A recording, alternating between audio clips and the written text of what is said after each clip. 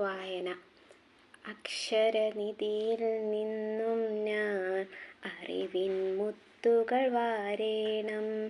പുസ്തകമെന്നൊരു ചങ്ങാതി ഉത്തമനായൊരു വഴികാട്ടി.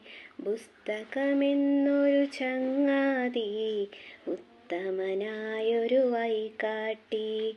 അറിയുക നമ്മൾ ലോകത്തെ വായനയെന്നൊരു കർമ്മത്താൽ.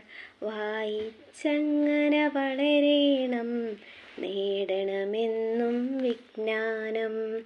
വായിച്ചങ്ങനെ വളരേണം, നേടണമെന്നും വിജ്ഞാനം.